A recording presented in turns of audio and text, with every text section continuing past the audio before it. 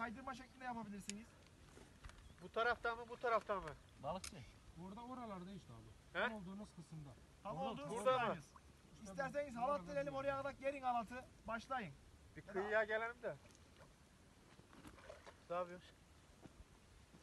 Şöyle kıyıya gidelim. de. Abi tam o olduğunuz yere bir bakmadınız. O olduğunuz yere bir bakar mısınız?